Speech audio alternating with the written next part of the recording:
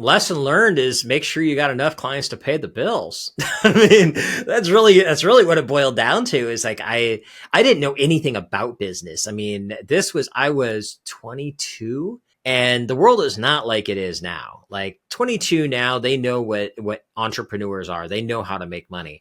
Back then, I had no clue. I didn't even know what entrepreneur was, let alone how to spell it.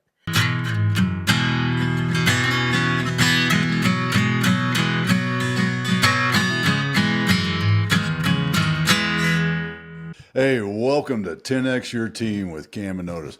We're a father-son leadership podcast where we talk with other lifelong learners and solve big problems.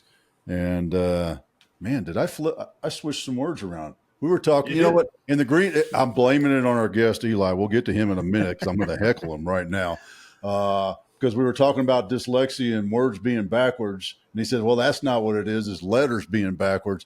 Now I'm putting words backwards when I'm saying things. So it's contagious. Well, I'm Big Yoda in the show, I guess, right? Backwards There the words I say. There we go. Yeah. I mean, you know, it's words have meaning. That was a great phrase we used to say in the Army. We never, deep, you know, we were deep working, and we were talking a lot about words before we hit record. And one of the things that how many words did your Grammarly tool say you typed in this week or something like that, Eli? What was that? Somewhere around 147,000 words. Yeah, that's just a couple a day. I don't know. Yeah, I'm not really sure how it comes up with that number because it still seems high to me, but I'll take it. And I know, I mean, I'm writing a lot of emails, reading a lot of stuff, going through, doing a ton of editing, all that kind of fun stuff. So yeah, it could be right. Well, you know, without doing public math, if you were one of them people that got the little wrist thing and you want to keep track of your steps like Miss Suzanne does, and you realize that, you know, you did 10,000 steps a day and you did it for 7 days in a row, that'd only be 70,000 steps. And you doubled that with your words. That's pretty, that's, I think, you know, well done. That's what I'm saying. Yes. Well, thank you. I'm definitely not getting the steps in, but my fingers are getting the work in. That's for sure. Yeah. We want to talk about math. What's the calorie count on typing? How many calories per word? I think you need at least 100 words to make a step. I got to guess right there. Yeah, 100 words to make a step. All right, folks. Those of you out there listening who are confused and know geometry and algebra and probably physics. I'm going to throw physics and biometrics. No, not biometrics. Biology. No, still not the right thing. Biomechanics? Right. Yes, biomechanics. Thank you. The thing that my buddy Paul Slater studied. We might be here all day waiting for him to pick it up. Thanks, Cam. Oh man, I tell you what. Folks, this is what happens when we do an afternoon show. I'm fired up in the morning, but if after lunch I get a nice little barbecue sandwich, So, but I'm going to bring us back around since I'm the one that took us out behind the barn, and I'm not going to shoot us. I'm going to bring us back around to the front. And Eli, man, it is Ely Delaney joining us, and it is a lot of fun to have you here. A marketing genius, a podcast genius, and just an all-around great guy. How you doing today, Eli? I'm doing awesome, my friend. It's good to be here, and I'll take the genius word anytime you want to throw it out there. I tend to beg to differ every once in a while, but it's all good. Well, I mean, that's what Grammarly said, 147,000 words, right? Yeah. 120,000 is where you get to that genius threshold, you know? Is that what it is? Okay. I'll take it. I'll take it. There you go. So what got you into, what was the magic pill or the catalyst that drove you into this arena? Oh, well, the first thing was the fact that, for years I had several different backgrounds. One, I started back in the rock and roll side of things. I was in the music side. Was a performer. I was classically trained in voice, and then I realized I had stage fright, so I had to get out of that. Did all the behind the scenes stuff, which is all sorts of entertaining because eventually I turned into a speaker, and I love speaking. You put me in front of 300 people today, it's an awesome. I won't even Can you blink. I'll have a great sing? time. Can you sing in front I of do 300? not sing anymore. I do not sing anymore. I always tell people you can throw me in front of 300 people on stage to teach. I'll be good as new.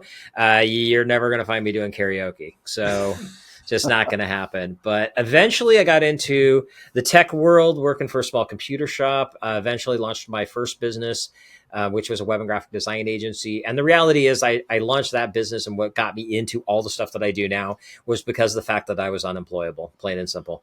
Worked a job, did not like my boss. My boss didn't like me. For some reason, I didn't like it when you call them idiots. And so I was like, yeah, it's time for me to do my own thing. And there are times where I still wonder what I'm doing now, but I enjoy it, and I could definitely never go back again.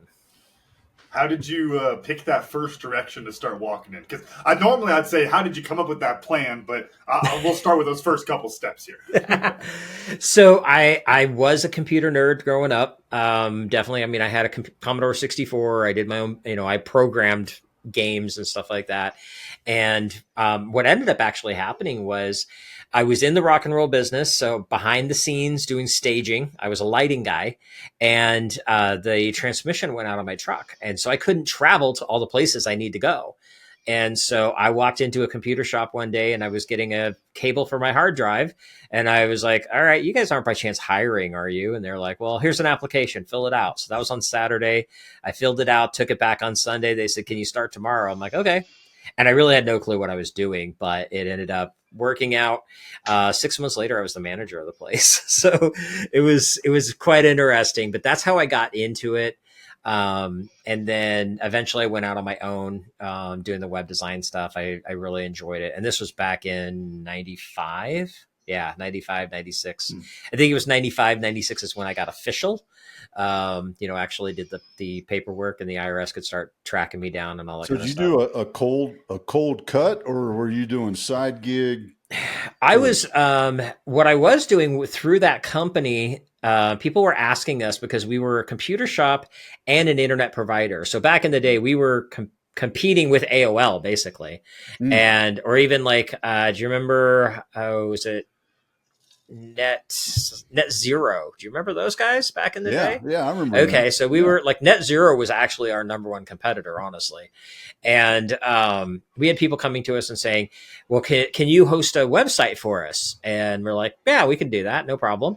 The boss was figuring it out as he went too. He didn't know what he was doing, but he's like, yeah, I have the machine. I know I can do it. Let's figure it out. And then they're like, cool. Can you build us the website? And he was like, okay, I don't know about that part. And I was like, yeah, sure, we'll figure it out. So I learned HTML from scratch and started building stuff out. And then I realized, wait a minute, this is supposed to be like pretty. So I need to figure out the graphics side. So I picked up Photoshop 3. They don't even go by numbers anymore. They just go by years, I think now.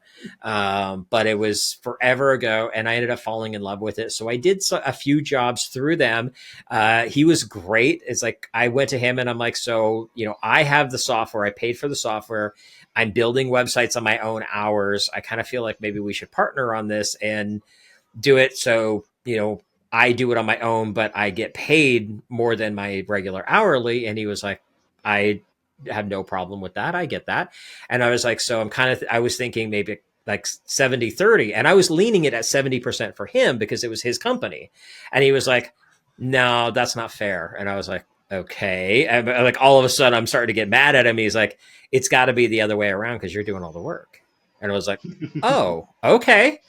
And so I did that. Now, And, is I this the stuck with guy him. you called stupid? No, this was not the guy I called okay. stupid. All right. No, that was later. But that was my first spot. That's when I got into it. And eventually that company wasn't doing well. And I kind of went out on my own a little bit. I wasn't quite as ready as I thought I was. Ended up going through a couple of other jobs and doing projects on the side. And eventually I went through a couple of places where I literally just could not deal with. I was like, I got to quit hopping jobs because it's just not working. And so I went out on my own, and it's been a long time. It's evolved. I stopped taking on website clients 15, 16 plus years ago, at least. And the sad thing is, even this year, 2025, in February, I actually shut down that server and I still had 5 clients I let go. They'd been with me the entire time. One of them was one of my very first clients. Wow. And yeah, and it was just, they had loyalty to me. And so because of that, I had loyalty to them. I kept them on the servers. My goal was, as long as the servers are paying for themselves, that's cool. And then I had people disappear more and more and more. And I realized, okay, it's been 5 years now. And I'm paying $150 a month to make $50 a month. I probably shouldn't be doing this anymore. And I finally let it go just this year. And it was kind of a bittersweet kind of situation. It was end of an era kind of situation. That Camden, that reminds me of Ethan. Ethan, I know you don't listen to our show because we've had that talk. However, if you happen to listen to this one, don't shut us off yet, okay, dude? So, I wanted to grab something that you said, Eli. You said you broke and you started one, and then you went back to work. And what was a lesson learned that, or what happened in that first little I'm out on my own gig? Lesson learned is make sure you got enough clients to pay the bills. I mean, that's really what it boiled down to, is like, I didn't know anything about business. I mean, I was 22 and the world is not like it is now. Like 22 now, they know what entrepreneurs are. They know how to make money. Back then, I had no clue. I didn't even know what entrepreneur was, let alone how to spell it. And I think it took me probably 2 more years before I could figure out how to spell the damn thing. But it was that place of, okay, I need to get clients, but I didn't know where to start getting clients at that particular juncture. And so I went to do what I did know, which was go look for a job. And so I did that. I had one job where I was working tech support, which actually was a huge lesson for me. So back in the day, and this is, you guys, Camden, you may not remember this one, because but Otis, you probably will. Do you remember the Blackberries? Oh yeah. Okay, so I saw one of those once. Yeah, you saw it in a museum somewhere, right? Exactly. Well, not just after the Blackberries at their height. Windows came out with the Windows CE units, and they were basically the Windows version of a mobile device. That was not a phone; it was a mobile computer. And Philips was one of the companies that made those, and I actually did tech support for those. So when people got these things and they had no clue what to do, they they call us up freaking out because the thing won't turn on. It's like, well, did you charge it? No, they didn't. Well, that was like 95% of the calls right there. But one of the things I learned about that, that was probably one of the most frustrating, but one of the best jobs I ever had, because it taught me how to talk to people in order to ask them, like, get through their questions and not make them feel stupid in the process. And, it was interesting. The one lesson I learned, and this is like it still to this day sticks with me. Before I even got hired, when I was doing my interview, one of my managers was going to be one of my managers. He sets me down and he's like, okay, so I want you to explain to me, how do you tie your shoes? Now, Cam, I'd love for you to answer this one. It's like, if I were to ask you that question, describe to me, how do you tie your shoes? Yeah, what is it? Yeah. Oh, dang, I'm trying to think of the phrase of the rabbit over the loop or whatever the hell that thing is, but I got that wrong. So I would just go with my actual answer there. Reach down, you get the 2 strings in your hand, you put one under the other, you pull it tight, you make a loop with each, you put one on the other, and you pull it tight again. Okay. So, and I know that it's not good enough to go get somebody out there to go do it. Teaching your daughter that here soon. So yeah. So here was my response to this, and this was an aha because of how he responded. I was like, so are your shoes on your feet yet or not? And he immediately stopped. He said, you're hired. That was actually, that's where my mind went, is, well, where are we starting in the process? And get them out of the closet. I have no clue. That just came to my head when it happened. But that was like, for me, even though I said the right answer that he was looking for me, that was the biggest lesson right there, because it was like, okay, you have to figure out where are they in order to be able to answer them. Because if they're down the road a bit, you're going to have a different answer than when they're just barely starting out. And that's how once I was like, oh, that's how this works. I don't remember how long I worked there, but it was a lot of very frustrating conversations with people, but I learned so much on how to teach them to just, take a deep breath. It's okay. It's not broken, and a lot of times, like I said, 90% of the questions, they didn't realize that they had to charge it every day Well, and they because call the you, battery they're life already cycle. frustrated when they call you. Mm-hmm. So they're already Absolutely. at this Yeah. edge level. So that's Yeah. a heck of a skill set to work on. Yeah. But that lesson, honestly, is the thing that has taken me the furthest in my entire career. And so I did that for quite a while. And then I decided I still didn't want to work a job. I was kind of tired of being there all the time. And I definitely didn't want to do customer service for the rest of my life. So I went out, did get a job working for another company as a web designer, did that stuff for a while. That boss walked in one day and said, I don't think this is working. And I said, I agree with you. My parents are coming into town next Friday. Why don't we just make that my last day? And she just had this dead stare look in her face. Okay. And that was the last job that I had.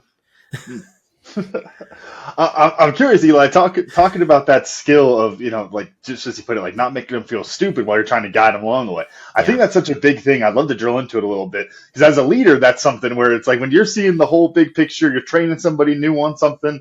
It's really easy when they make some silly little mistake to make then they start feeling stupid and you go, oh no, it's fine, but you can tell that they're still beating themselves up and Right. those kind of things. Could you talk a little bit about how you'd apply that in that setting? Because I think even if we say the things like, oh no, it's fine, everyone makes that problem, they're still in the back of their head going, no, he's just saying that I'm stupid. Like all those kind of things are very real. Oh yeah, they are very real. And so I'm really big in that because I'll get clients and I've had that. I have one client even right now drives me nuts because they do that back talk to themselves and I'm like, nope, stop that. Don't do that. Because words have power and we don't want to say the bad words. But she'll go through and she's like, God, I'm just so stupid. I'm like, no, wait a minute. Stop.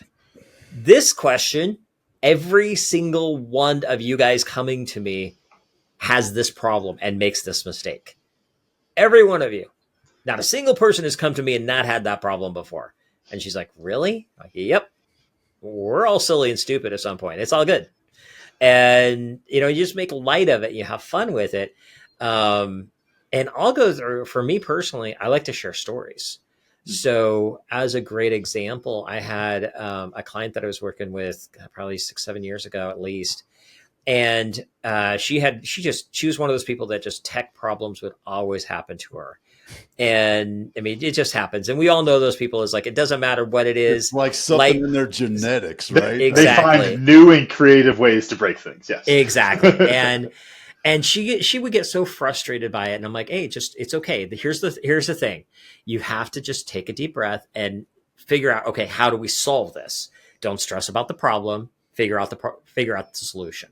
And she saw me on a webinar. I had my own webinar and she attended it. And I'm 10, 15 minutes into the webinar and all of a sudden the power goes out.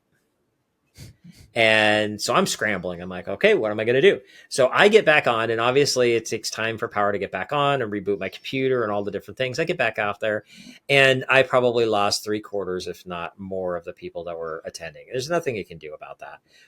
And back then, again, this is quite a while ago, we didn't have like hot spots or anything like we do now. And I get back on there and I was like, hey, sorry guys, power went out, nothing I could do. I'm back. For those of you stuck around, thank you so much. Let's rock and roll. And I just went right back into my presentation and kept going. And she comes to me the next day. She's like, I feel so horrible for saying this, but I am so glad that I saw that happen to you. And I just started laughing because I knew where it was going, but I was like, okay, that is kind of horrible to sound. But I was like, why? She's like, because that shows that even the people who are the experts have things happen to them. And I was like, absolutely. And I stopped her. I was like, here's the deal. If that is the lesson that you got from last night, awesome. I feel like I did my job. Because it's not a matter, especially when it comes to tech, it's not a matter of when or if it's going to happen. It's a matter of when. It's going to blow up. Something's going to happen. I mean, I had a presentation just a few months ago where something happened. It was, my laptop didn't charge like it was supposed to for some weird reason. And all of a sudden, I'm 3 minutes into a 10-minute talk. And all of a sudden, poof. Only Just 10 minutes. yeah, 10 minutes. And it's like, boom, done. Laptop dies. Well, nowadays we have the technology. So I immediately grabbed my phone and I logged into Zoom during my phone. I'm like, all right, not sure what happened yet. I'll figure the rest of it out later, but I want to get back in here. Sorry, you're not going to have the slides because I'm calling in on my phone now. And I set my phone on my laptop and I just kept talking and finished my presentation. And the great thing is they were just like, I don't even remember what all you were talking about, but I'm just impressed that you flew back in and just rolled with it like that. That was great. And I'm like, cool. If that's what you got out of it, I'm cool. I like it. Do you think that's because what's jumping in my mind is stage presence, and you know your years of starting to be a singer and then being a backup guy. I mean, lighting goes bad all the time on shows. Right. I mean, even now with all the fancy LEDs and all that stuff still. So, do you think you got that skill maybe from dealing in Probably rock shows? Yeah, probably to some degree. The Because show must go on at it. exactly. Kind of thing? Yeah. I hadn't really thought of it that way specifically, but yeah, I guarantee that that's a piece of it. And the other thing, and it's one of the things that like I am very big into staying solution focused. And that's even it doesn't matter what the situation is. It's like, I'm always like, okay, I don't care what broke, who said what, somebody's mad at somebody miscommunicated, whatever it is. Let's just find the solution because I don't have time to deal with all the other garbage.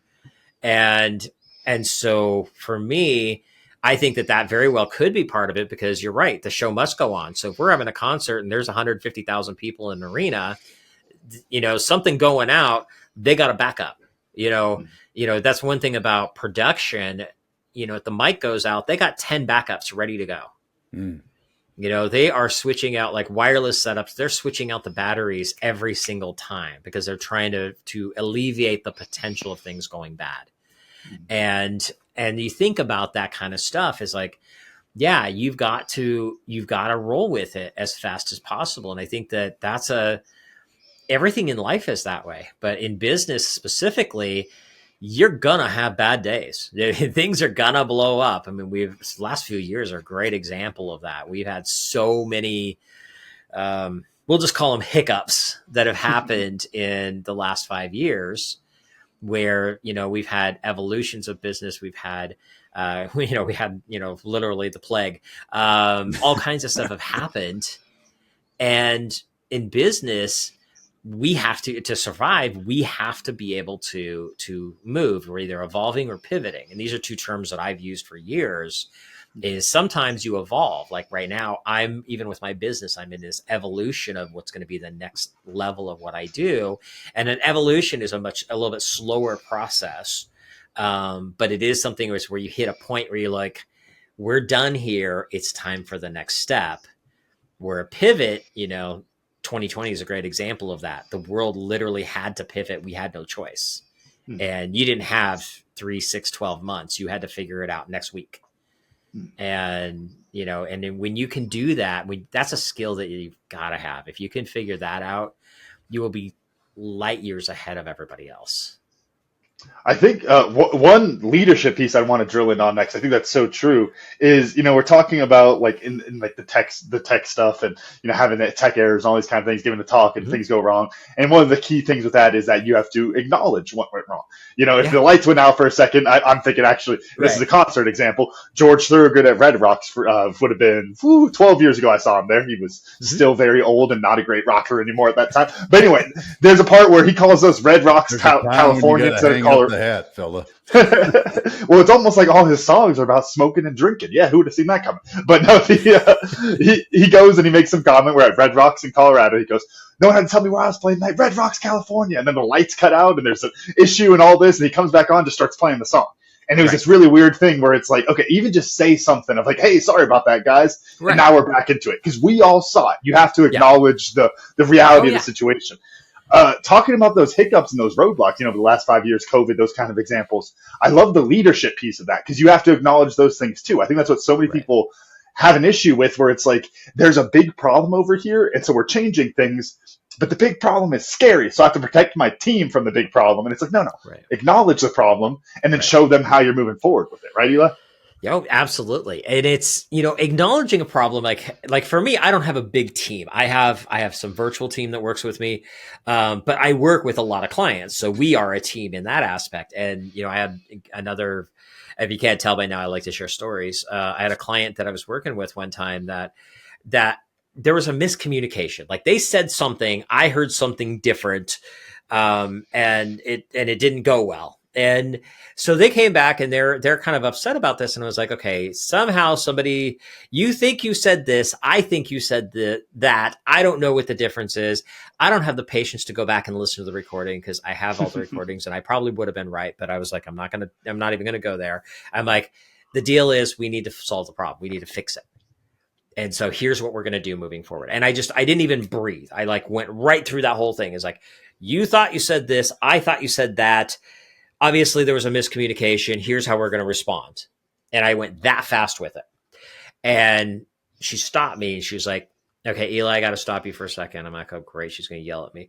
And she's like, no, I got to tell you, I wish we had 10 more people like you. And I'm like, okay, thank you. Why? And she was like, you never blame. You immediately go into, here's the solution. And we don't see that very often. I was like, well, thank you. And I appreciate that very much. And I'm glad that, it means a lot to me that you acknowledge that. For me, my ADHD doesn't have enough patience to fight with this thing. I just want to get it done. And so I was like, let's solve the problem. Because we only have 24 hours in a day.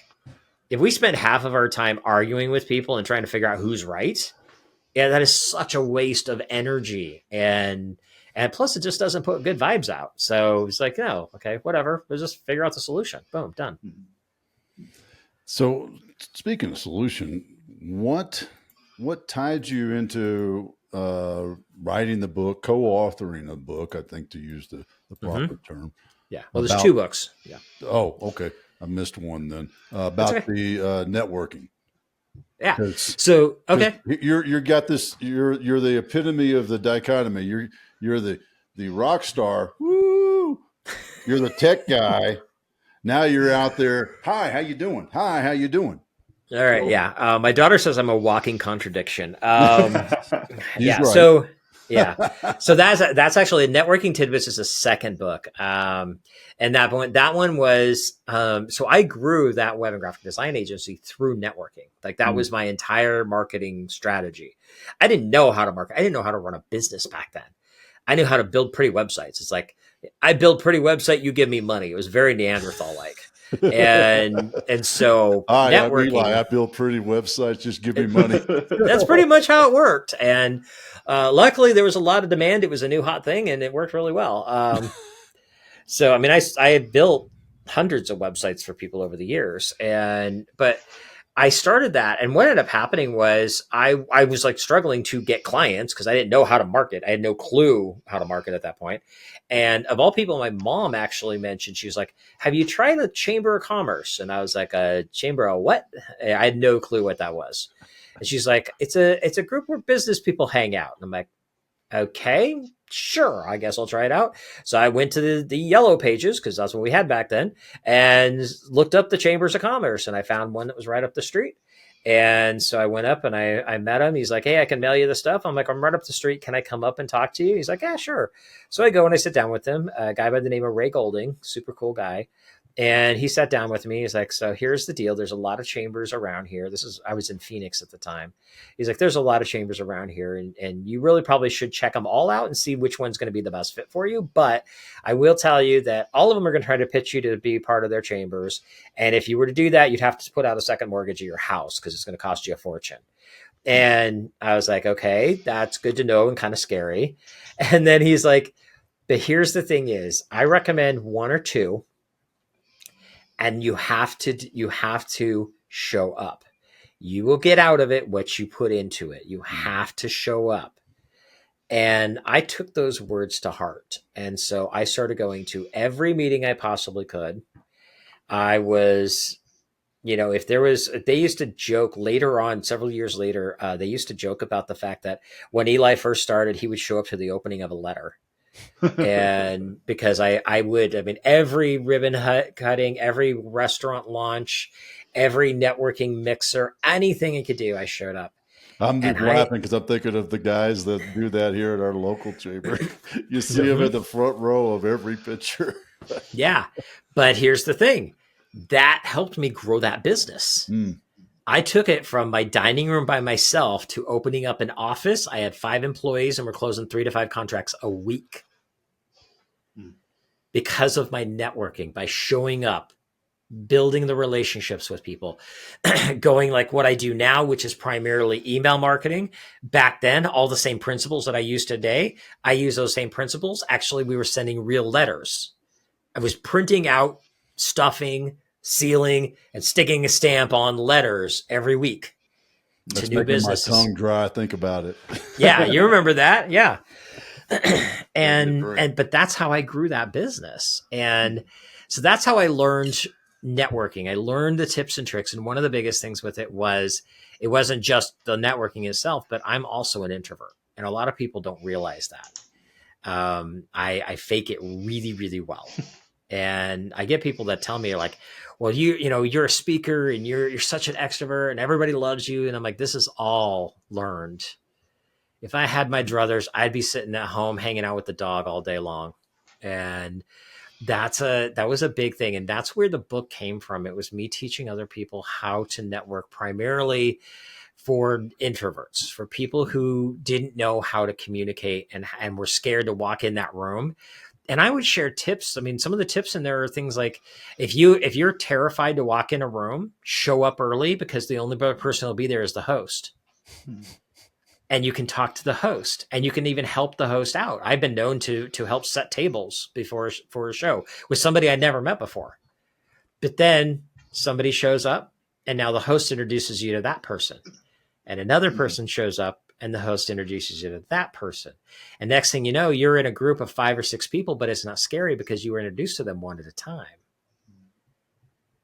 And it was just stuff like that. That's such a great lesson, because, the extrovert is the one that walks into the announcement. I have arrived when everybody else is there. Yeah.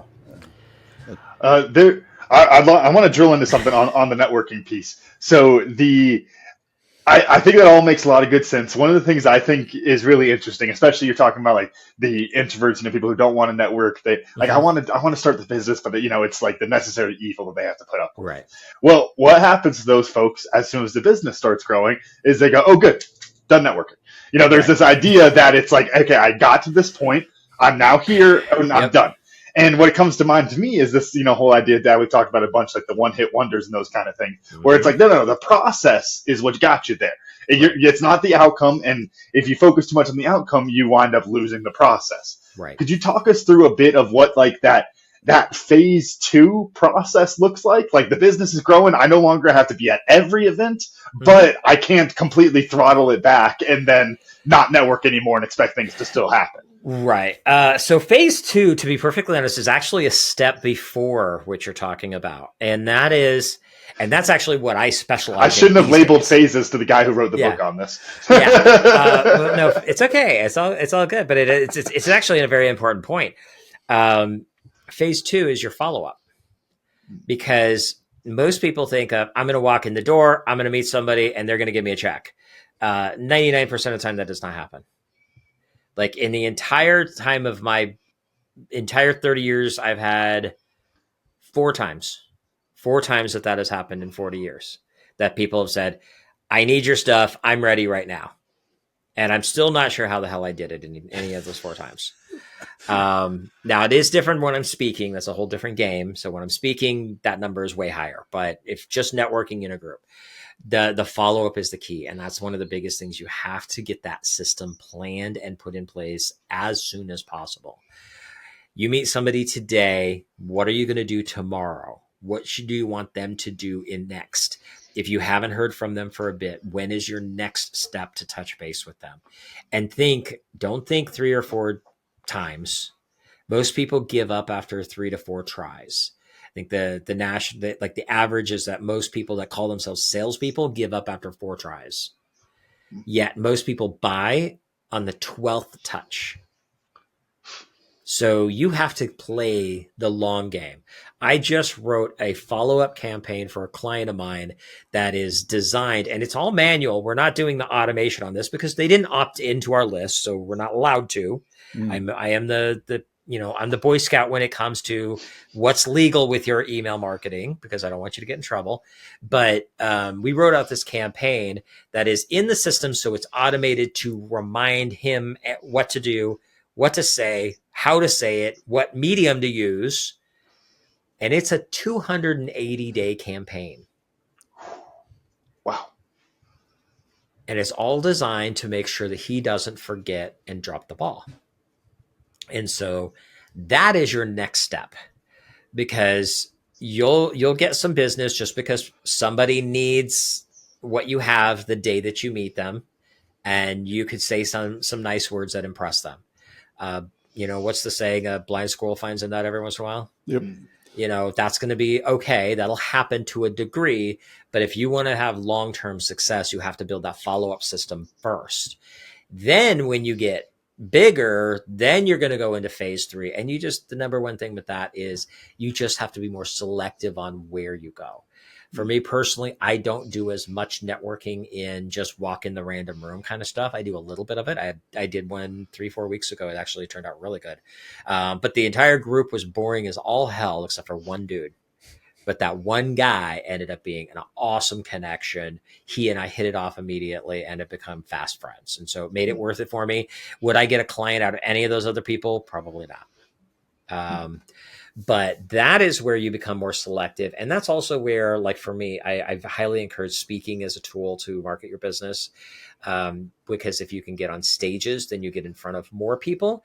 And the great thing is for me, most of my networking, the mass majority of it tends to be, I speak at an event, I'm able to share some cool stuff with a group. And at the end, they come and want to talk to me. And that's my networking. We call it, as in the speaking world, we like to joke about it. We call it the petting zoo, where everybody wants to come up and pet the person. But that's where my networking comes in. And like, if I'm going, like this next week, I'm going to a 3-day conference. Now I'm not actually speaking at this one, but even if I was speaking at it, I would stay and I would be very active the entire time, because I want to give those opportunities for people to come up, ask questions, start conversations. And that's where you're doing less. You're not networking all the time. I know people who are like 4 events a day. And I'm like, do you actually get any work done? And they still don't answer that question. Yeah, because they don't. Because they don't, yeah. But like, I don't have that kind of time. I'm busy. I'm writing, and I can't, if I'm hanging out, driving from place to place to place, I can't write and type at the same time, or can't type and drive at the same time. It ain't working. So I have to limit that. But the mass majority of my stuff is now in the speaking world. Years ago, somebody told me, I think it was fairly early in my business life, about the networking follow-up. And I'm just curious how silly this is, because truthfully, in my mind, I never did it. So maybe it was just me saying it's silly. But it was the extra follow-ups were the email of, I'd find some news article and I say, hey, Eli, read this article, just thinking about you. What do you think? Now, is that a viable follow-up? Absolutely. Actually, oh my God, I've blown it all. You've blown it all. $millions out the window. I am. Back in the day when we did this, like I said before, we had all the cool tools we have now, like real email. But back in the day, we used to do that. We would actually like clip it or make a copy of it and actually even mail it to people sometimes. Wow. And I used to do that. And then obviously we get to a point where we have technology where we can just email it. So I can scan a picture and send it to them. And then nowadays there's no real magazines anyway. So it's all online. So you just send them a link. But to be perfectly honest, my entire philosophy and so I created what I call the ultimate follow-up system. And that is a process designed to keep that follow-up in place. And it is also for your automated system, because I like to automate everything I can. But is based on articles. It could be tips, tricks, resources, books. My favorite thing is to recommend books. I have this book that I keep on my desk all the time, The Go-Giver by Bob Berg. One of my favorite books. And I always tell people is like, first off, the whole point of the book is it's all about creating social karma. You give first. You come from a place of how can I help you? Knowing it's going to come back. It may not come back from that person and you don't know when it's going to come back, but it's going to come back. I highly recommend you check it out if you haven't read it. By the way, it's a thin book. It's like you could read it in like 3 hours. It took me 4 and I'm a slow reader. Yeah. So I keep this book and I share that book all the time with people. I share it on shows like this all the time. And I also take that and I put it as an email and that goes into my system and my system just, goes out. And so I have book recommendations. I have videos. I have things like TED Talks. Simon Sinek's Start With Why is one of my favorite ones that I love to recommend for people. And the beauty of it is when you come from a place of sharing something valuable with them that has nothing to do with your business, they see more value in it and they see more value in you. And that's the secret. That's what my entire system is sent that way. I had one gal who she replies to one of my emails. Another book that I recommend is The Greatest Salesman in the World by Og Mandino. Another great, easy read. And anybody who's runs their own business, I highly recommend you read it. She replies to my email on a Monday and she says, "Hey, Eli, I wanted to let you know I saw this email on Thursday and I've really been struggling in my business. Things just haven't been going well. I've been frustrated and I was about ready to just throw in the towel and call it quits. And I got your email and I decided to go ahead and buy The Greatest Salesman. I got it on Friday. I read it this weekend. And I want to thank you so much because I see where I've been doing wrong. I see why I've got the purpose of what I do and why I'm so passionate about what I do and that I need to stick with it. I want to thank you again. You just saved my business." Now that's like a goosebump moment, right? Yeah. I wrote that email 6 years earlier, but she just happened to get it at that time and she needed it at that time. And it helped her get through that piece. And so if you've got articles are a little bit harder just because some of them are time-based. It's like, hey, I just read this article. It's really cool. And it came from 1985 or something like that. Then obviously that's a little weird. But if you can give tips, tricks, resources, books, videos, podcasts, things that you think are going to help them out that have nothing to do with your own business, they will pay attention. And, I talk about like email marketing is my primary tool. And if, people talk about how email is dead and nobody reads their emails anymore. It's like, yeah, the reason they're not reading your emails is because your emails suck. Write better emails, talk to people.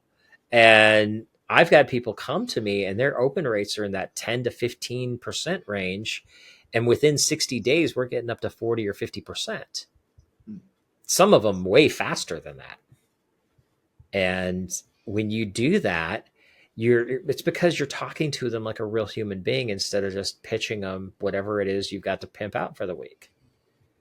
And so, yes, going back to your original question, yes, sending articles, books, anything like that that's just adding value. And think of it almost like hey, this was like an afterthought, but I saw this and I thought this might be helpful to you.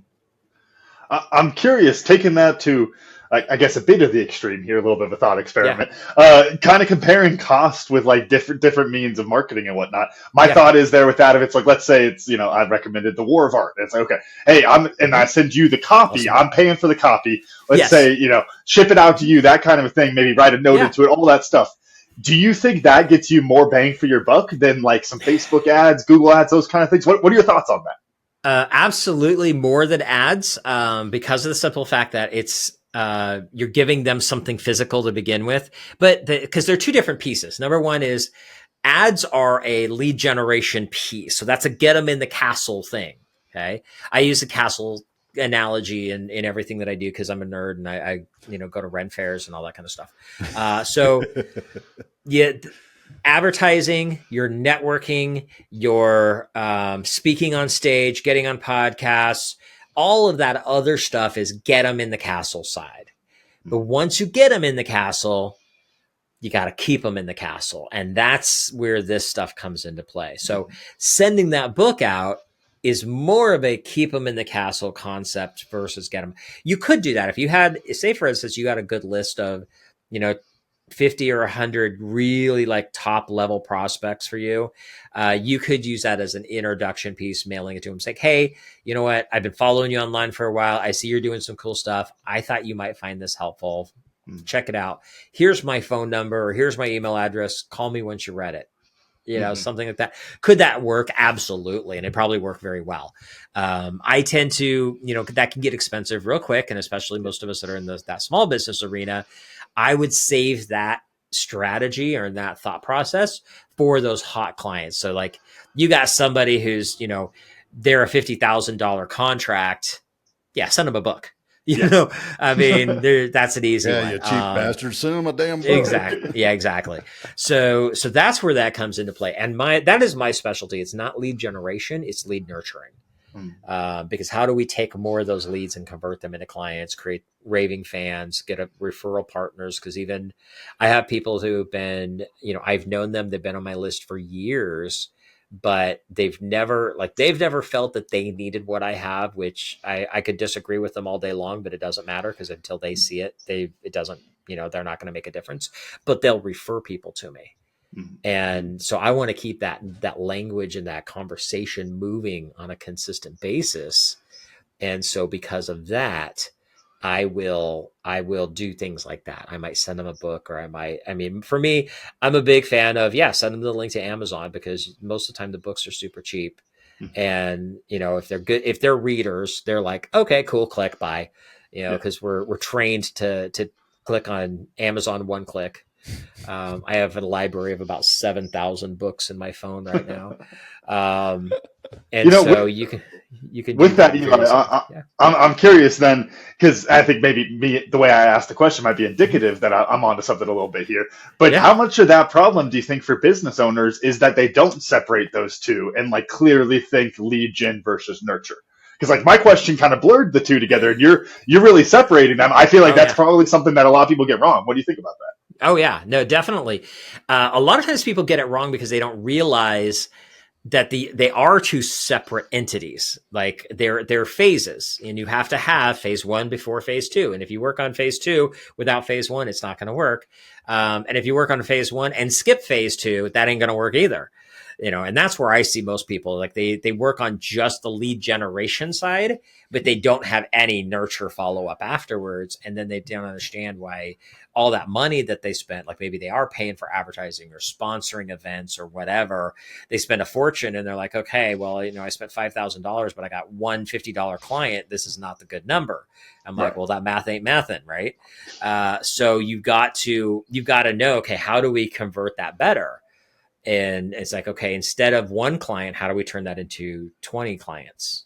And so that's because people buy when they're ready to buy. There's like, if they bought when we were ready for them, they would have given us a check yesterday. But that's just not life. Life is that they're going to buy when they're ready to buy. It could be today, it could be tomorrow, it could be next week, next year, even a decade from now. I've literally had a guy come back to me one time. He's like, hey, Eli, I've been on your list for a couple of years now. I want to thank you for everything you've done to help me grow my business. My son's starting a construction company. I want to know if you can help us with some marketing stuff. And so I'm like, awesome. We'll have a conversation. But I look in my CRM and I'm like, okay, what does a couple of years mean? So this was August 16th of 2020. He sends me this email. He had seen me speak July 3rd, 2010. 10 years and 3 months later, he's referring his son's business to me. And it's all because I had this automated system working, staying in touch with him, adding value for him on a consistent basis. And when he had a need, he reached out. Are you saying that when it comes to lead, dang that, I'm going to mess up the word, lead attribution? Damn it. He butchered this word on our last show, and I was picturing him butchering it, and I had it right. Attribution. There we go. Attribution, yeah. That's a big word. I'm tired. Anyway, the whole point being there, it's like you can't point to one email on that. You can't go with this is what got him. It's 10 years of stuff. I think that's an important lesson there. Yeah, exactly. It is. That's a huge lesson. And most people don't realize that. They're like, well, I need to know what exactly was the right thing to use because I'll do that 1,000 times. And like, that ain't going to work. Mm-hmm. Because especially in today's world, people are so used to fly-by-night companies and so many shady people, especially in like the coaching and speaking world, that it's just a cesspool anymore. And so they're sold on all these hype things, and they've been burned so many times that people are like, I don't trust you. And it doesn't matter how cool you are, how good looking you are, how good hair you got. It doesn't matter. They don't trust you because they've been burned too many times. It doesn't matter how good you are.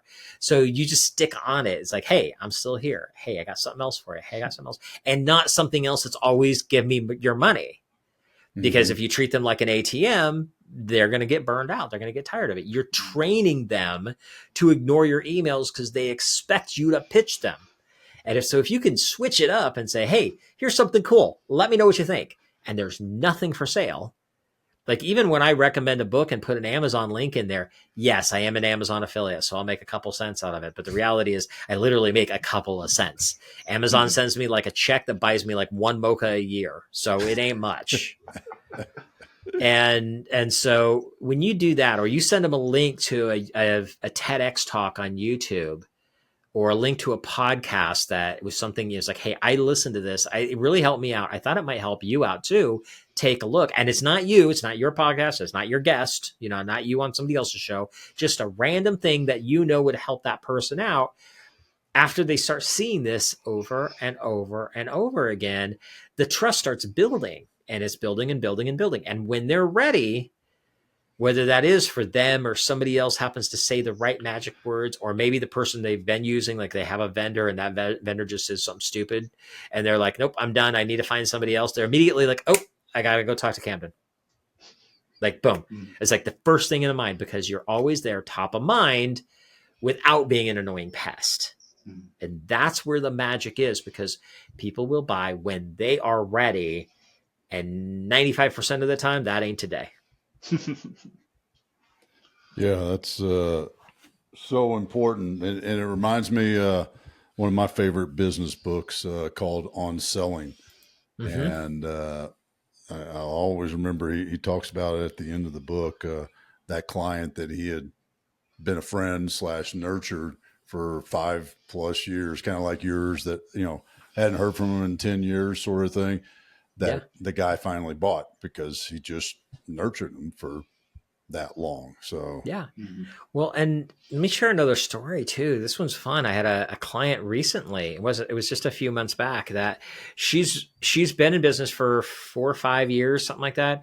And so she came to me to start working on this stuff. And she was like, I know what I paid for. I know what you sold me. I still wasn't sure, but I trusted you enough to give you a chance.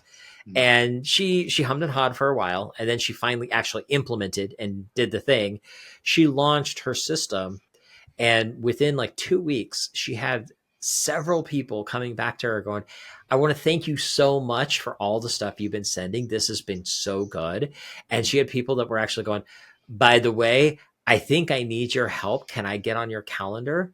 And these are people who been on her list for 4 years and had never done anything before. Wow. And all of a sudden they're reaching out, asking her, thanking her for the stuff that she's sending them, and asking her to get on her calendar because they think they need her help. And all we did was just change the conversation. Yeah. Providing value. I mean, that's the secret. And, what I learned in that providing our listeners value is, I hadn't thought about this, but it makes so much sense, is the difference between evolution and pivot. Evolution is a gradual thing, and a pivot is like turn now, go. Just super simple, and it makes sense. Just never heard them laid out that way. So, yeah, that's what I learned. Camden, how about you? What'd you learn? We didn't dive too much into this, but Eli, you kind of made the joke of like the caveman marketing that you're doing. But the thing that came to mind to me, the real lesson to kind of bring that, because I know that was an older example, is with the AI stuff nowadays and AI copywriting and all of that, it can cram so much freaking jargon into a sentence that is so overwhelming and means nothing that it's like, yeah, maybe bring back the caveman marketing. The AI's taken over, time to go back to caveman. I think there's some logic there. I like it. Eli, how about you, man? What'd you learn?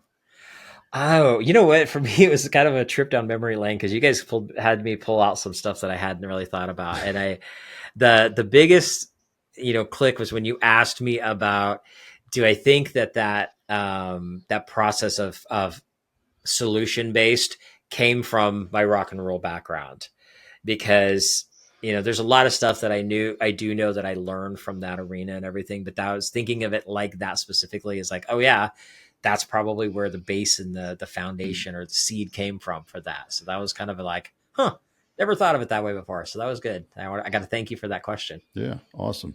Eli, how do folks find you? See when your next speaking gig is. What's going on with you? Yeah, so speaking gigs are always up and down. I've got one that I'm working on right now. The easiest way for people to get a hold of me is real simple. Go to connectwithely.com, and Eli is with a Y. You got to be careful about that one, because if you don't, you're going to end up going with some commercial real estate dude in Iowa or something like that. So it's connectwithely.com, and Eli is with a Y. From there, you can find my websites, I got some free cool stuff up there. My new latest one as of right now is I have a 5-day educational email course that I'm giving away. That's like really, like, I'm getting some cool feedback from it. I'm getting very happy with the people responding back. So, and you can find all my socials and all that kind of stuff. And I do say, feel free to connect with me in social media, whichever platform you want. Please do me a favor. When you send me the request, say that you heard me on this show. That means massive amounts, because I probably get between 5 and 10 connection requests a day. And most of them sit there, but the ones that send me a message and there's like some kind of connection are always going to go to the top, which, by the way, that's your last little nugget of gold to take. Always send a message when you connect with somebody and tell them why you're connecting with them. It will stand out, because most people are too lazy to do it. So that's it. That's me in a nutshell. Awesome. Eli with a Y. It has been awesome to have you hang out with us today. We really appreciate your time. Thank you so much. It was my pleasure. Camden, run us out. All right. Thank y'all for listening to today's episode of 10X Your Team with Cam and Otis. And a special thanks to our guest, Ely Delaney, for joining us today. Remember, you can watch full episodes of the show on YouTube at 10X Your Team. And if you enjoyed today's episode, please make sure to pass along to other lifelong learners in your tribe so they can enjoy it too. Follow us on Facebook, Instagram, and LinkedIn. As always, that full archive of episodes is available at www.10xyourteam.net. Thanks again, and we'll see y'all next time.